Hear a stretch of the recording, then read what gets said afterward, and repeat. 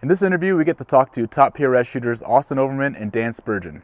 Now, we talk about things like equipment selection, caliber selection, different training tips, and things that are going to get you ready for your first PRS competition. So sit down, relax, and tune into what they have to say. Sure. So Austin Overman got me into the sport was I've really been into black guns, handguns, ARs. Loved getting into USPSA type shooting and 3-gun, and I'd built a little range down on my family's property, and then I brought a friend by the name of Mike down once, and he had this sniper rifle, is what I called it when he showed up. And I said, well, tell me about it, show me about it. What is this? How much does that scope cost? That scope's $2,000.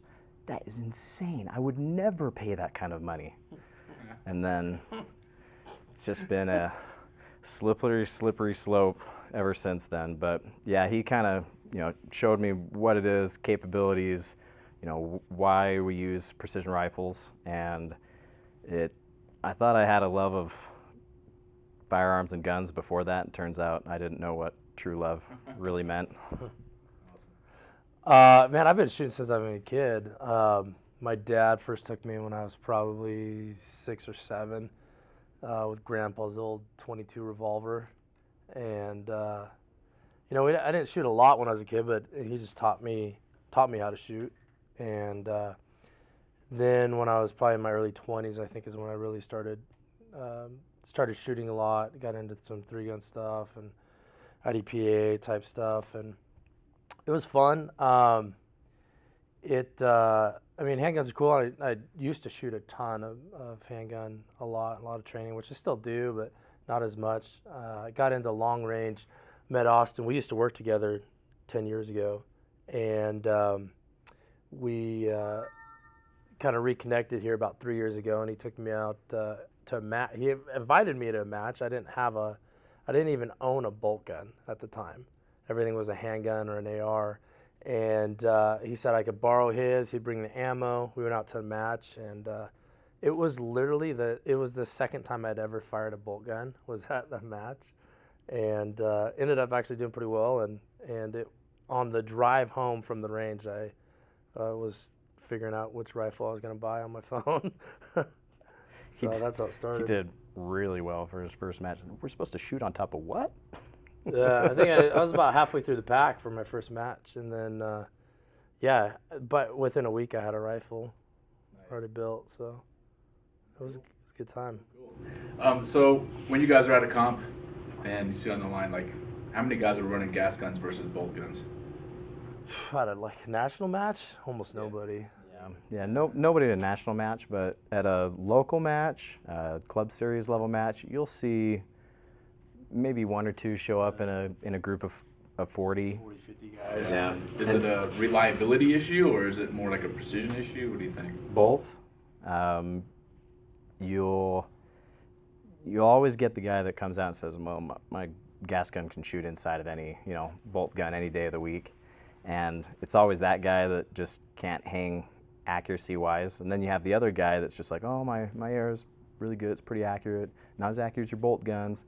And he'll be the one that's shooting pretty good, but then he'll get one stage that just goes down because of a jam or something. I don't know if I've ever seen one finish a full match without going down. And this, legitimately, there's always some mag issue or feeding issue or something that's always happening with them. But they've come a long ways. There's some companies that make some really good gas guns now, though.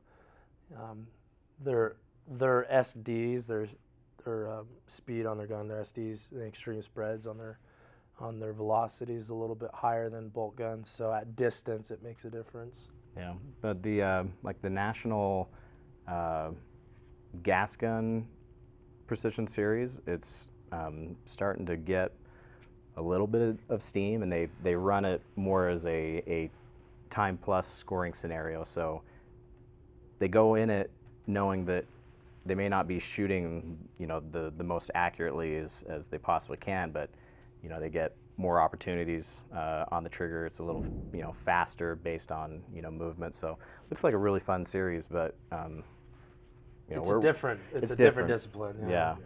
I mean, Definitely. the difference between just the precision rifle and making every shot count versus the gas gun of, you got more to back you up. It's different, but both are fun, I'm sure. But yeah, they've come a long way. There's some really good gas guns out right now. Yeah. So let's just talk accessories a little bit for somebody's going to build up a bolt gun for competition. I just know in the last 5-6 years there's been a ton of new accessories hitting the market. So like besides a scope, what's the most important thing to have on a competition bolt gun? So, I mean, the first, and I'll let Dan talk about some of the crucial pieces that we have, but it's really easy to get caught up because there's a million different accessories, and you see like some of the the top level guys, and I'm as guilty as the next. I've got a bunch of gear, but that's not what makes me a good shooter. Some guys come into their first matches and they think, well, I gotta buy all the gear. Honestly, you don't. You don't need all the gear. You're gonna become a better foundational shooter by having your rear bag and a quality scope and your bipod and just run. On top of that, there's a ton of different gear that Dan and I are always chatting about. What we're using. There's always this wave, like when you first get in, you get like this basic rifle. Well, for most people, and then you see somebody else have, and then you're like, well, if I buy that, I'm gonna get 5 extra points for the match because it's gonna make me shoot that much better. And then everybody goes through this, like everybody does it. They get a rifle, and then all of a sudden, within 6 months, a year or two, then they have like the most expensive stuff or all this gear, and then you see them, a year after that or 6 months after that. Sometimes it's even shorter time frame where they've eliminated all that extra gear and they're back to, kind of a standard, just, running a good action, either a good chassis or a good stock, and kind of almost back to the basics. A lot of that gear just kind of gets in the way and slows people down. But when you first start, people are like, oh, I gotta get a Kestrel and all these bags and all this stuff. And guys get so hung up over what they're seeing the other competitors have with them instead of, okay, well, he's actually over there, spending all his time behind a spotter. Like, what's he doing? He's always looking at the wind. He's looking at the mirage. Yeah. He's paying attention to the other shooters, how they're attacking or how they're approaching this stage, and he may or may not have a whole slew of gear, but that's not the it doesn't focus. Cost money to look through a scope, right? Exactly. And to that experience of watching a trace of a round, the impact, seeing the wind at, if you got a shot, you have to engage a target at 1,000 yards. You're looking at the wind at 3, 5, 7, 900 yards. Could be different at each one of those distances and at different magnitudes, and that doesn't cost money. I mean, you got to buy a spotting scope, or there's almost always extra spotting scopes around. People don't care. The sport's really friendly in the sense that, you can jump behind somebody else's spotting scope and, watch somebody shoot, and that doesn't cost you money. You don't have to go buy all these extra, bags and all this other junk that's really doesn't buy any points. Yeah, and that experience makes you a better shooter, and that experience doesn't run out of batteries and doesn't break. There you go. Right? Yeah, there's all these other tools can help if you know how to use them correctly, but it's the basics of being able to look through glass and reading mirage or the grass, how it's blowing, or the dust, and looking at that and go, I know that's a 7 mile an hour wind left to right, and I know at X amount of yards, I know I need to hold this much for the wind correction, and you can't buy that, right? Yeah. You can't buy that. Yeah. And the sport's just incredible how much people are willing to share all their stuff, and some people have the financial ability to just buy whatever they want and then figure out what works in their kit later, and others, just borrow all of our stuff. Like it's awesome. It's awesome community, lots of good guys. If you were to say just a few pieces of equipment that I personally couldn't do without, and I wasn't able to rely on, Dan having it in his pack or one of the other shooters in the squad. It was just me out there practicing, shooting by myself, and I had to have all my own gear. I'm going to have a quality rear bag that is big enough but pliable enough to be useful as a small bag and use the corner, or as a big bag to build it up. A tripod. For me, a tripod and being able to use it to spot or use it as a supporting structure, like using the leg, is huge. Best in the business is Really Right Stuff, one right here, but you don't need a Really Right Stuff tripod. You can get any tripod in the world and figure out the fundamentals of how to use it and why to use it, and throw your cheap spotter on it to be able to take a look at the wind. And then third, I'd probably say as a backup bag, something like the Reezer Game Changer, or similar style. There's some other really great ones by like Weebad, their Fortune Cookie. It's a bag that is a little bit larger, but it has a heavy fill, so you can basically plop the thing on any fence post, any rock, anywhere, and it's not going anywhere. It's not shifting, like Dan said. So I don't know if there'd be anything else that you'd add on to that. For me, I thought it was, I thought it was the most ridiculous thing in the world that people were paying like $300 for a bipod.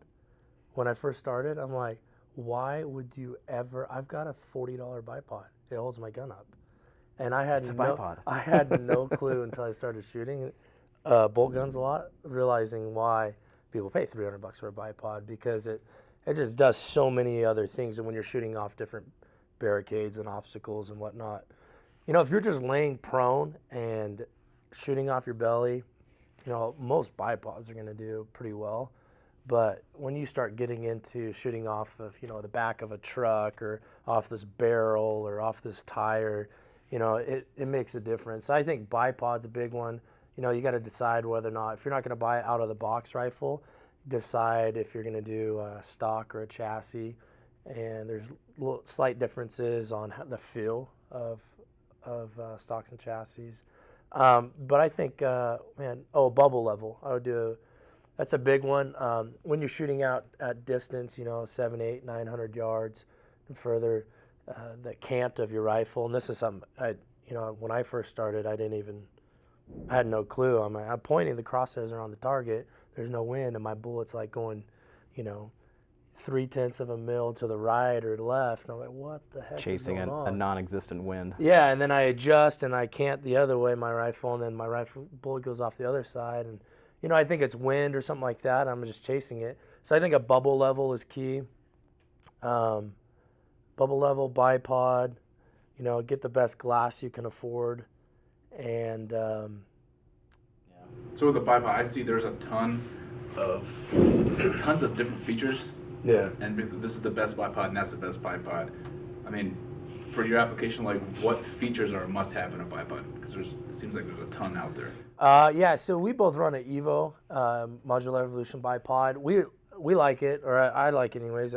Austin can speak for himself, but the legs pop off, and you can put different length legs on it, and there's spiked feet that you can put on. We shoot off a lot of wood barricades, so you can hammer those spikes in where that it's not moving at all, and you can adjust the angle of the legs.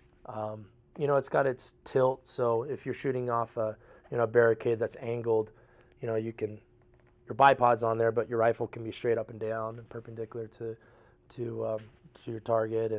And what other things do you think on a bipod? Like Dan said, a bipod, if you're just going to be spending time on your belly, it just needs to hold your gun up and be able to apply a moderate amount of pressure onto it to preload it. But the angle ability on the legs too is huge. If you have a really short platform, like a chair or just a really small rock, to be able to run the legs 45 degrees back, well, now I'm able to make a shooting bench solid position on something that's only this big, whereas before it would just be like can only set the front of my rifle on this, and then you're float the float back. float in the back. So you can make, however big it is, you can turn that into a shooting bench. So that's huge. And being able to crank on the tightness right here, that's good. You whatever bipod you get, just make sure that it has a canning ability on it. That way you're not having to mess with the legs constantly if taking the can out, like what Dan was saying with the bubble levels. Yeah, if you're on a barricade or something that's sloped and you can't adjust, I mean you're kind of hopeless at that point, really. Yeah, for sure. So when you see like 300 guys on a line, everybody's running their stuff hard, what equipment are you seeing fail throughout a match? Like, I'm sure there's some common points that... If you're in the Arizona moon dust. Yeah, or New Mexico, even yeah. Utah. I mean, here in Utah we get a lot of dust and sand. Triggers are going to go down. Triggers are number one for sure. I don't know if I've ever been to a national match and not seen a trigger go down. There's almost always a trigger that goes down. And so are guys just bringing in extra triggers just in anticipation of something going down? Some guys. A lot of guys are, without naming brands. There's guys they'll just have they'll have 3 or 4 of them, and they know that they got to keep, whether it's their compressed air, alcohol, or lighter fluid that they squeeze in there to try to clean it up. So triggers is huge, and then same thing with the dirt and dust. Magazines can just magazine can just make or break your experience. You're trying to, you're under pressure, you're under time, and you're running that bolt. It's not picking it up, or the rounds are sticking, or double. Whatever the case is, magazine failure is a huge deal.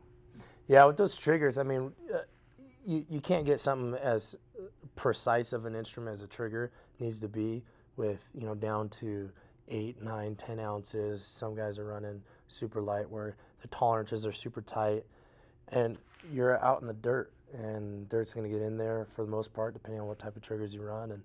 And man, I've seen so many of those fail. And where you say, magazines, man. Depending on the type of magazine you run, if you're having a jam on that, all of the stages that we shoot are timed. And, most guys will carry a spare mag on them. So if they have some sort of jam, they'll, just drop the mag and just put a new mag in, and then deal with it later. But, mags, what else goes down? I've seen, brass, like some guys, if they're sizing their brass too much, can have case head separations on the line.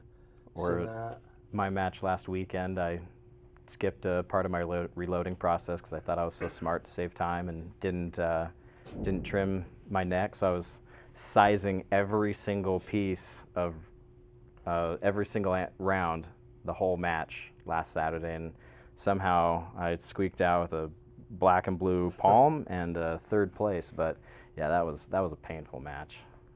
That's only me to blame on that one. Yeah, I mean, for the most part, the gear is pretty solid, though. Yeah. Guys are building some good stuff now. Bolt guns mechanically are pretty simple machines. It's really just like the triggers, the things that, trigger in your magazine. Scopes can have issues. Luckily, we live in a time where there's like a lot of really good scope manufacturers out there, and you can't just definitively say now, well, this company's the best. Now there's a lot of best now. There's a lot of really good options. So we live in a great time for that. But the only thing that has moving parts on a bolt gun is really you've got your firing pin, your trigger, and the magazine with the follower, and those are really the only things that go down. I mean, every once in a while you see a bipod or something break, but for the most part, it's just limited to that area. So coming up with the times, there's a huge slew of new calibers coming out, and I know it used to be like military style calibers like 308, 5.56, whatever, and then 6.5 Creedmoors and that whole breed of 6.5 calibers. Now we're down into the 6s. What guidance do you have for people on caliber selection if they're getting into it? Well, I know when I started, don't get too hung up on calibers. Yeah, the best guys will win no matter what caliber they're shooting. When I was starting and guys were saying they're shooting a mile with a 6.5, I'm like, are you kidding me? Like, that's not possible. And it just comes down to, I think more so caliber, it's the bullet that you're shooting. And man, the last 5 years or so, 5, 6, 7 years, there's been a huge advancement in ballistic coefficient of bullets. And so there's bullets now that are just so good, so efficient that they'll carry more energy, downrange. A small 6 or 6.5 will carry more energy downrange than, a big fat 308 will. And they're covering more energy, but more importantly, especially in the game, bucket more wind. Yeah, they're bucking a lot more wind. So, previously with our 30 cal bullets, if you're shooting at a regular speed, you'd have anywhere at 1,000 yards, you could have 60 to 80 inches of wind drift. And so hopefully nobody in the whole world can call wind 100% accurately. And so let's say your margin of error buys you 20%. Well, 20% on 60 to 80 inches, might have just bought you within 40 to 60 inches. So now you've got a 3-foot margin of error. That's still a pretty You're gonna miss the target. pretty big margin of error, and you're going to probably miss the target. With the ballistic coefficients, or how well these bullets cut through the, how efficiently they cut through the wind, you've now cut that in half, sometimes even more than half, depending on what speed you're pushing it. So like on a 6mm projectile around 6 G1 BC or close to just over 0.3 G7, you're dealing in the 30 to 40 inch wind drift. And so if your margin of error is 20% in your ability to call wind, well, now you just shrunk that from 40 inches of margin of error down to 15, 18 inches. That's going to buy you a lot more hits. Yeah, and that will win you a match, that difference. And I think with the new calibers, the name of our game is it's not necessarily. I mean, the best guys will miss targets, but they won't miss twice. You just don't miss the second. You may miss once, but you don't miss the second time. And new guys will come in and they'll miss once and miss twice and miss 3 times, and they don't make the necessary corrections just because they don't have the experience of being able to read that wind, or they're setting up wrong, or they're not stable. But the best guys will eliminate all those variables or minimize them as much as possible.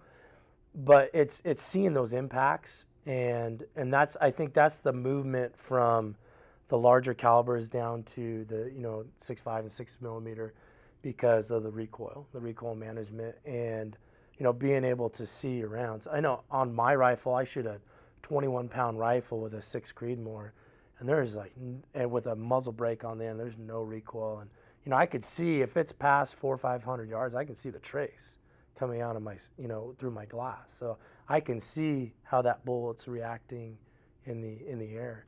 And if you don't know, if you miss a target and you don't know where you missed, you're gonna do the same thing again, and you may have the most accurate 308 in the whole world, yeah. But eventually you're going to miss. Or let's say you do hit the target, and because of your recoil management, you just saw, oh, I got a hit.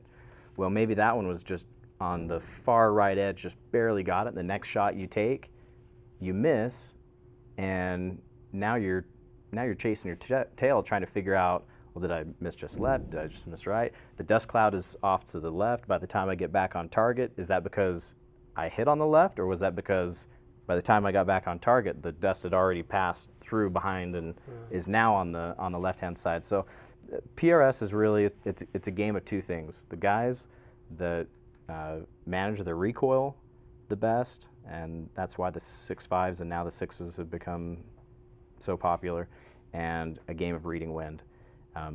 It really is those two things. If you can manage your recoil, and sometimes managing the recoil involves using one of a nice rear bag, and then really reading wind is just spending time out there, send some rounds, paying attention while other shooters are going. That's huge. Looking down, seeing what the mirage is doing. What's the grass, the trees.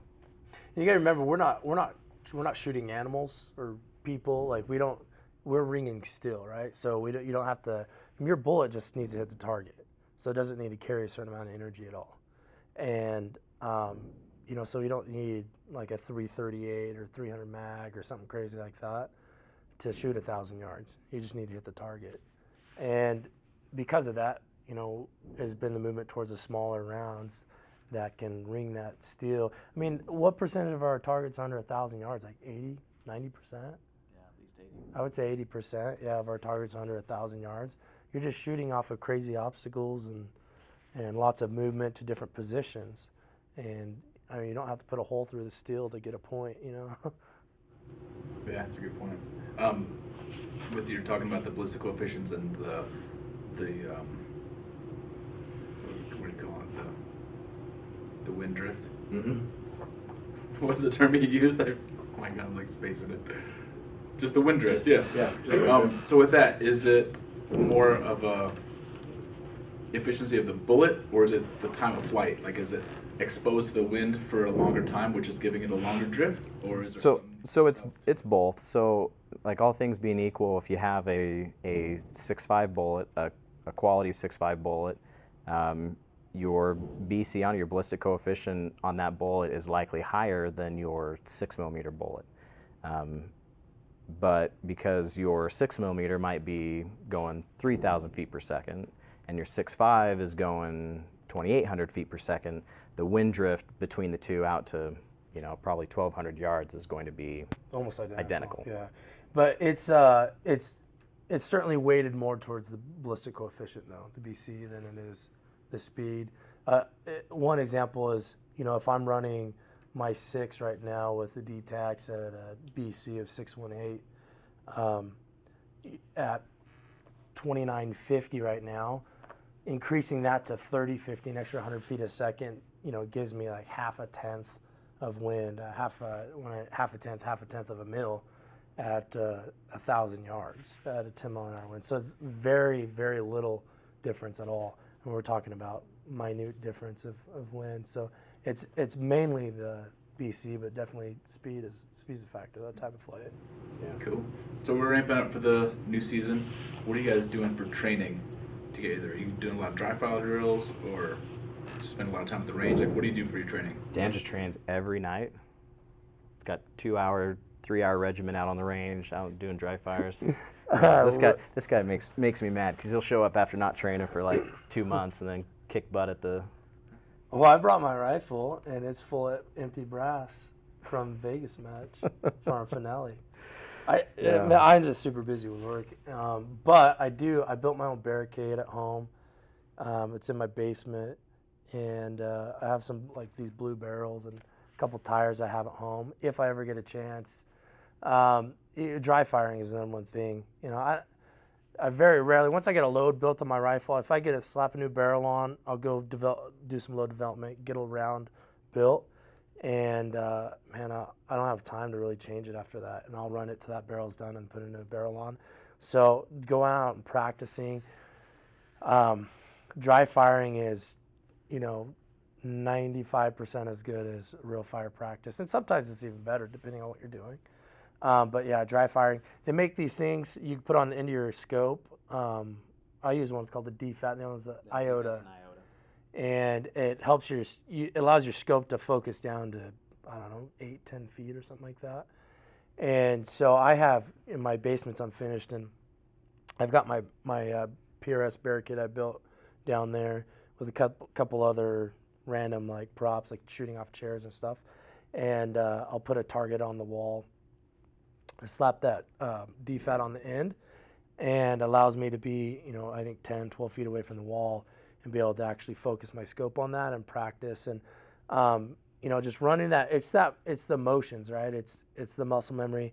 You run your bolt enough where you don't have to think about it, right? I'm more worried about, I'll run the bolt and not even think about it. And I'm looking at the wind. I'm looking at all these other factors, where my next target is if I'm transitioning. And I'm not even thinking about this muscle memory stuff that you get through the practicing. But that's how I practice, is with dry firing at home. Because you can go down and do that for 15, 20 minutes, and it helps a ton. And you don't have to go pack up all your stuff, drive out 30, 45 minutes out in the desert, set up targets, and come back. I mean, you're 4 hours deep by the time you get home. And what most people end up doing is they go out, spend all this time to get ready, they drive out, and they go set out a target at 100 yards or 200 yards or 300 yards for paper, and they'll send half their rounds at 100 yards. Shooting at 100 yards is just an exercise of pain to me. There's no reason that anybody should be shooting their rigs at 100 yards after you've done your load development. After you've done your load development, and you need to zero your rifle.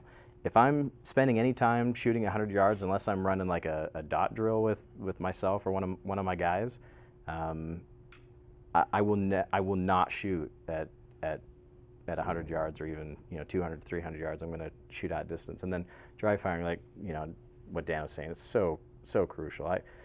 Last year was a little bit slower for me with hosting a bunch of matches, but I mean 2016 I shot 20,000 rounds out of my bolt guns, but I probably had 10 dry fire trigger pulls for every live round that I ever sent.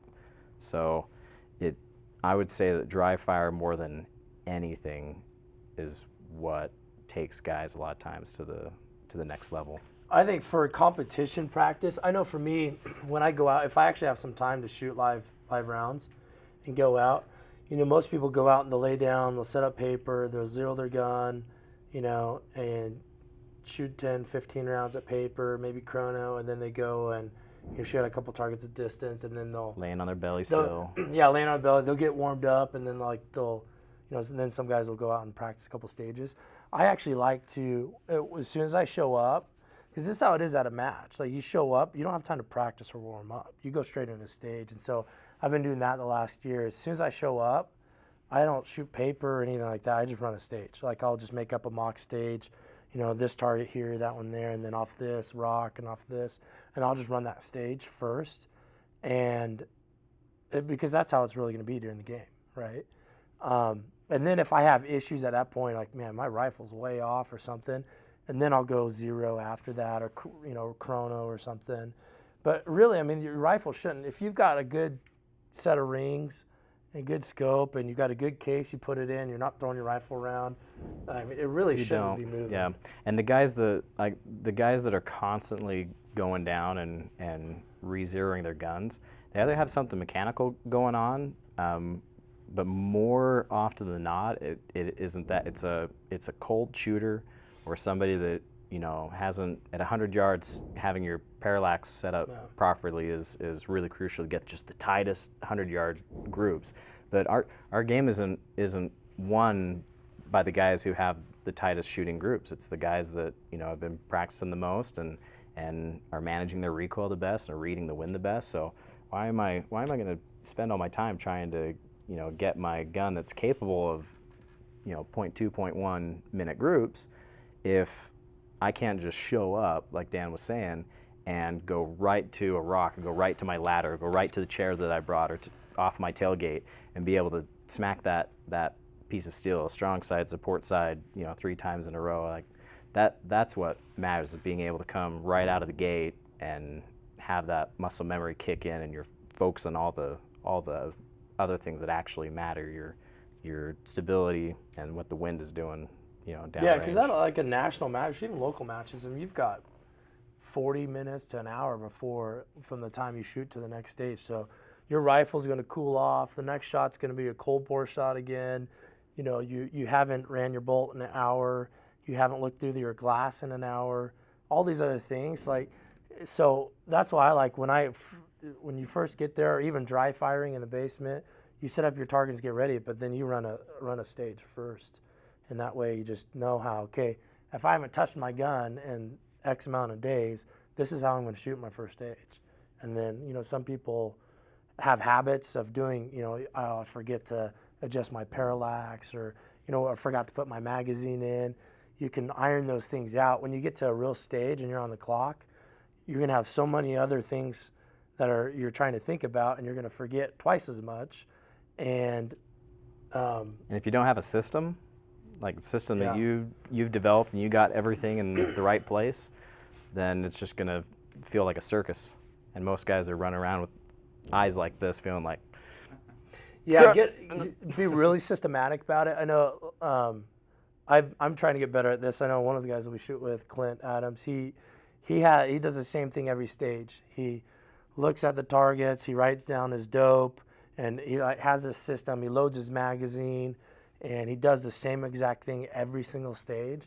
That guy's always ready for every single stage. Man, I've got up to stages where they say, shooter ready, shooter down the course fire, yeah, I'm ready, ready, engage. I go to get down, run my bolt, click. I don't even have my magazine in there. Like, are you kidding me? Yeah. So then I throw my mag in, and then I lost, 15 seconds or whatever. So it's systematic, I think, approach. So when I show up to any stage, I go through the same 3 things every single time. And I should probably add a fourth, but I show up to the stage and I'm getting ready. Guy's cleaning up his brass or whatever, and I go dope. Check, make sure my dope is on scope. Check, see the scope. The zoom is where I want it. The parallax is where I want it. It's dialed to my first target, and then targets. So I go through that like 2 or 3 times. Scope, dope, targets. Dope, scope, targets, dope, scope. Okay. Shooter, are you ready? Magazine, yes. You'll find out what works for you though when you're going. You'll get a routine where, okay, I want to load my ammo and then do my dope and then find the targets or whatever it is. You'll find it works, but get that system down because, it's more than anything, it's a mental game. I know the best matches I've shot, man, I had a rifle shooting like 3/4 minute, at the end of the barrel, and it was my best match.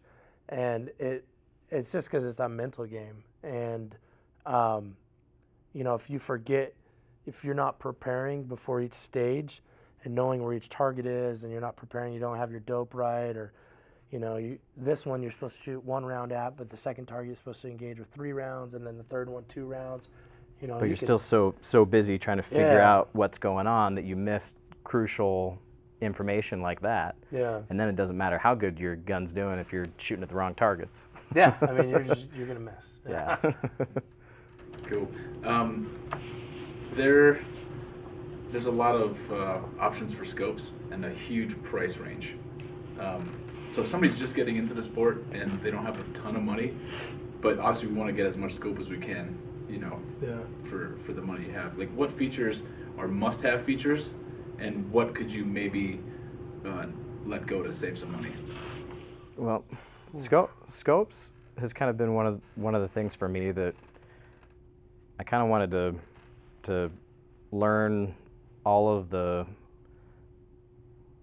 lessons for other people, so that other guys aren't dropping really hard-earned cash, and then they're figuring out, well, I can't use this reticle in this type of game, or I can't use this type of feature, or whatever. So I've kind of made it a point to buy or own them all, and there's kind of like the magic sweet spot now, and like a lot of our equipment, we're in a great time for quality gear.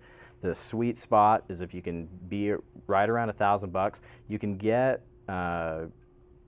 stuff with the high feature set items in cheaper scopes.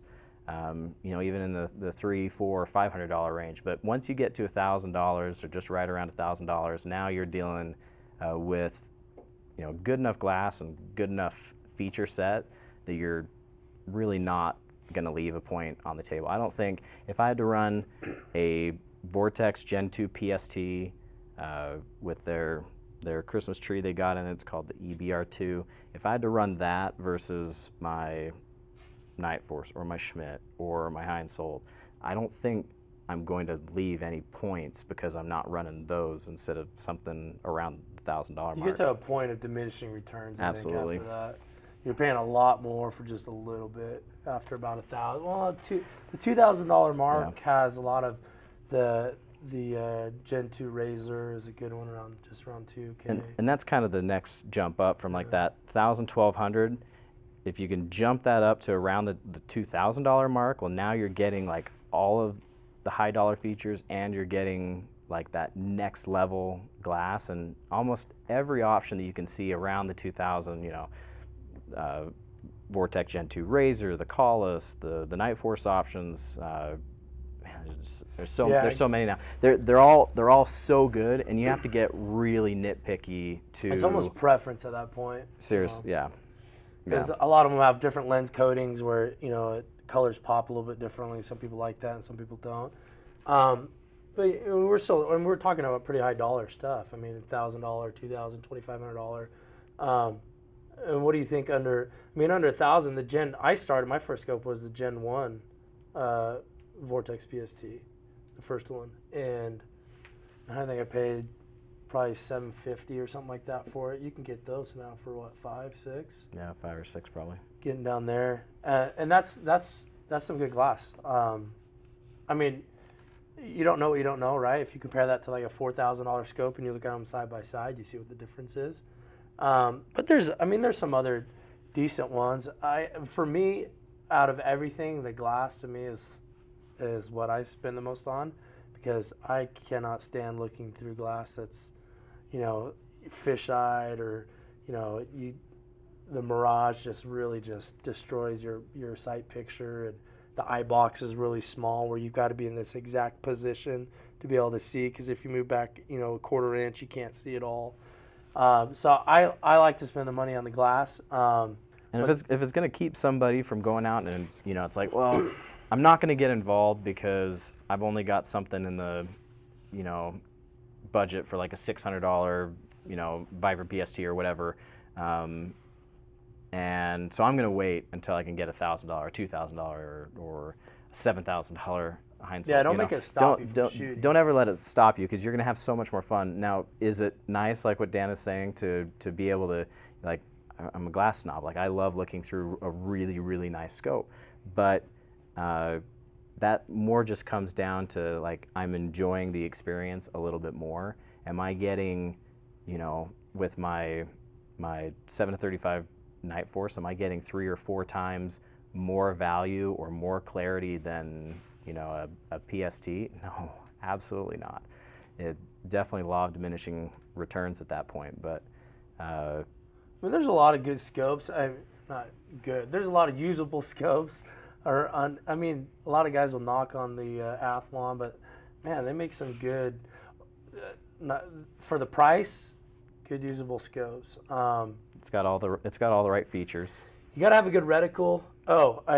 First focal plane for sure, 100%. Yeah. That's like a necessity. First focal plane is where the reticle adjusts in size as you zoom in and out. The other ones are second focal plane, where basically the reticle's one size. Well, the subtensions on a second focal plane only apply if you're zoomed in all the way.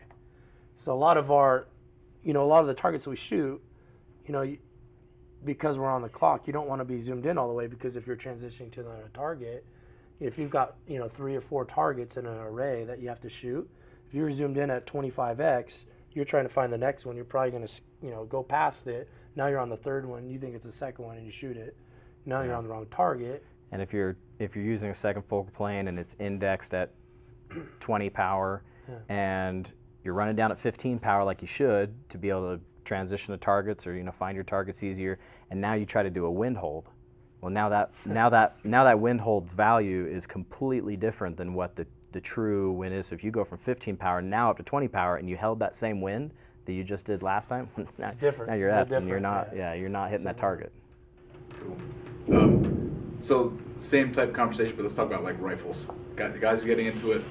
What rifles are out there that entry level, but still is going to keep you in the running in a competition? There's a lot of really great rifles. Man, right now. It all goes back to, if you put the best guys in an out of the box $1,000 rifle, man, they're going to still shoot pretty damn good. They're still going to be up there, Yeah, there's different features that come down to preference. I prefer a 2-stage trigger. You can't. Well, there are not very many factory options that you can get with a 2-stage trigger.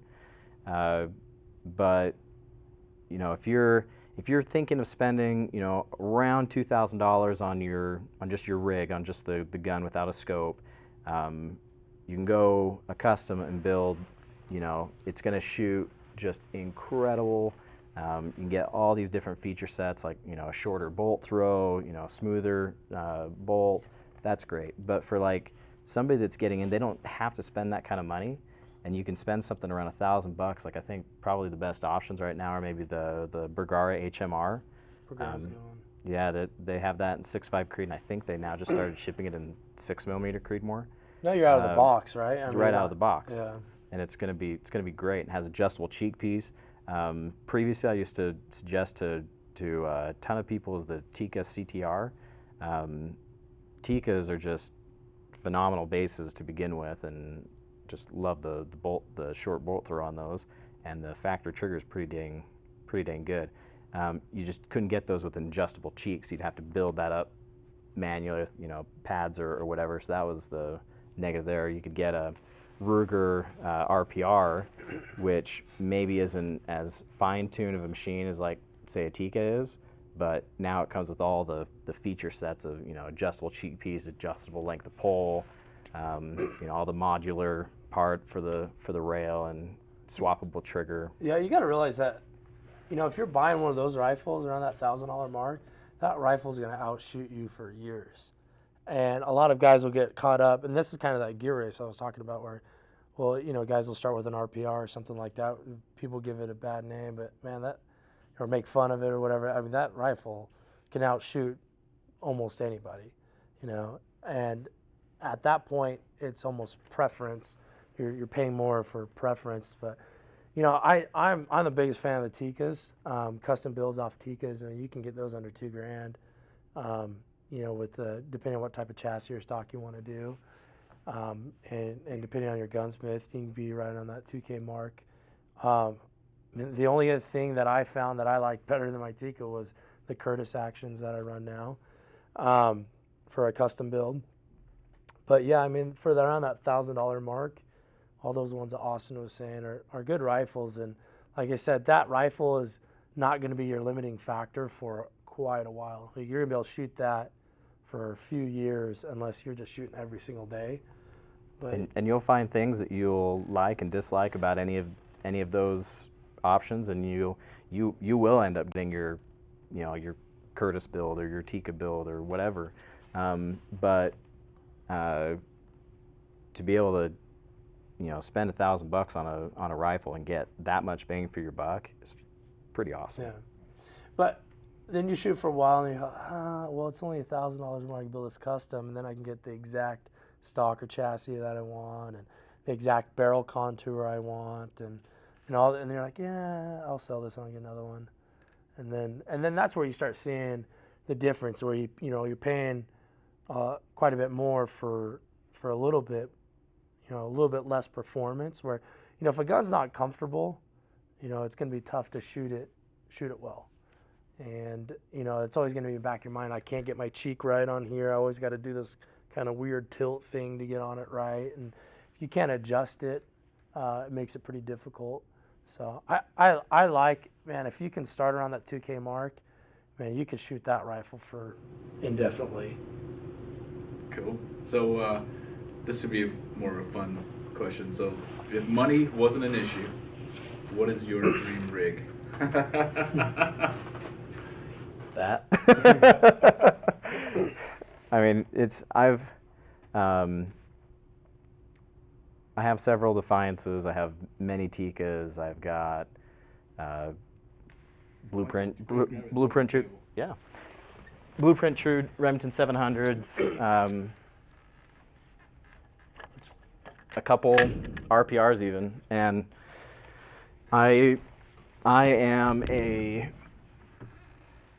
a short throw fan. I like the smoothness. I love the quickness of it. There's been many stages, especially if it's like an unlimited stage, where I may not be the best shooter out there, but because I was quicker and was able to get more rounds off because of the short throw, it's bumped me up a ton of places.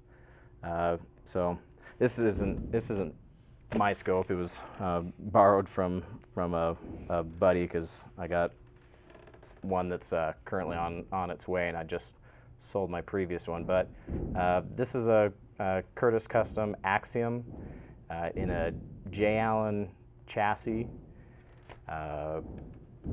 Proof, 27-inch finished, Remington varmint contour, 6mm Creedmoor, modular evolution bipod, and a Huber Concepts 2-stage trigger.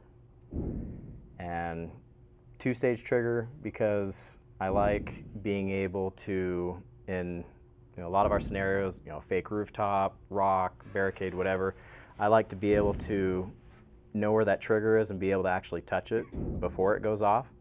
So having that whole first stage, I'm able to get on, be looking at the target, touch my trigger, and then when I'm ready, take it to the wall and break through the wall. So I think as far as the different 2-stage triggers I've tried, I've really been impressed with this Huber.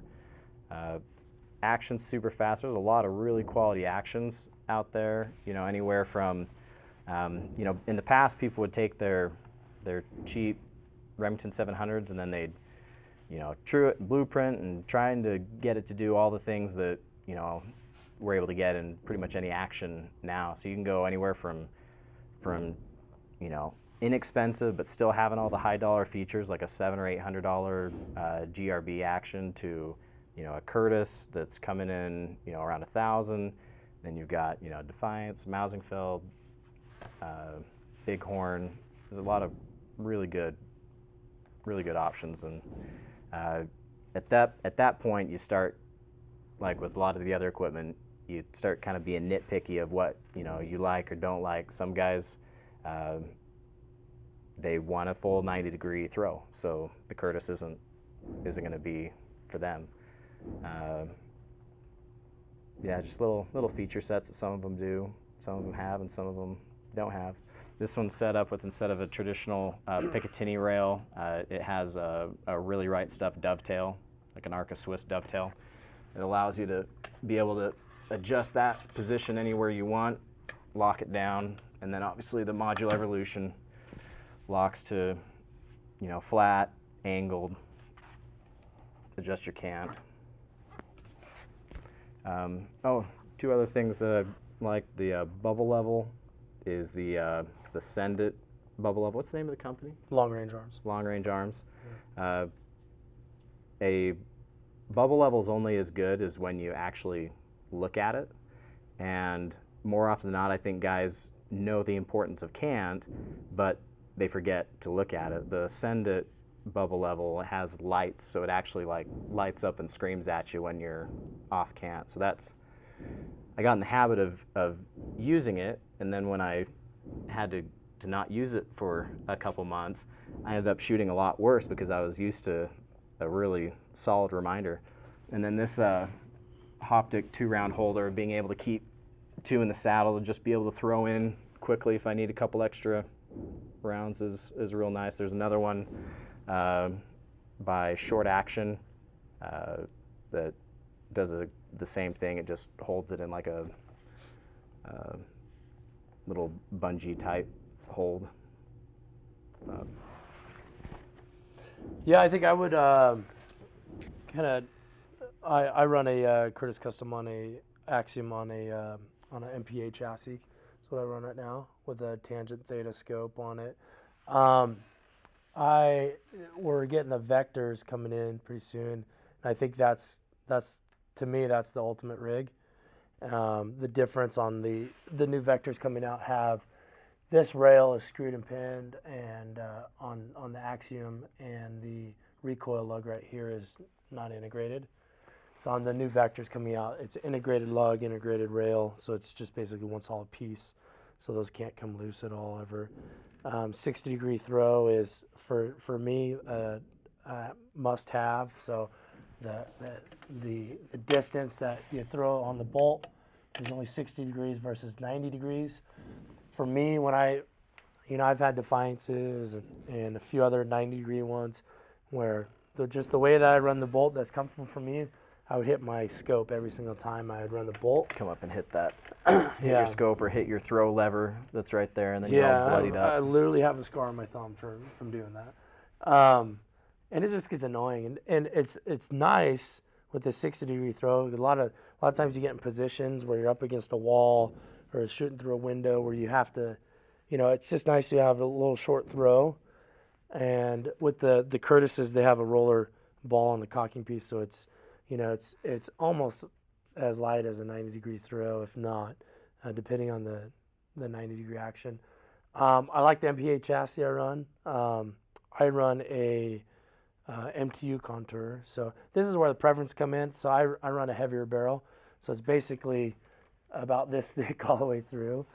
So it's a pretty heavy rig. But I'm interested to see. I'm gonna try that new Zero Comp scope. It's coming out this summer. That one looks pretty top notch. It checks basically every box I have for glass. The brakes are important. I run a little bastard brake. That's a Patriot Valley Arms Jet Blast.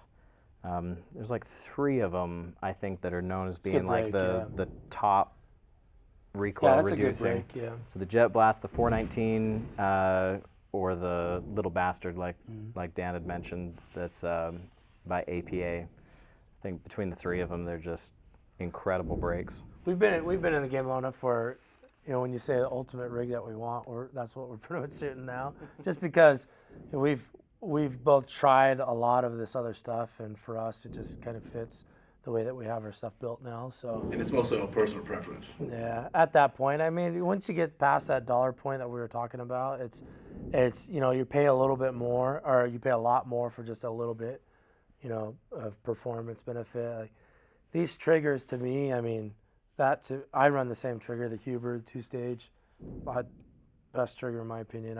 I've ran a bunch of different triggers, and yeah, it costs a little more, but man, that thing is, I feel like it's giving me points. And if it hasn't, mentally I feel better shooting it and more confident when I'm squeezing the trigger.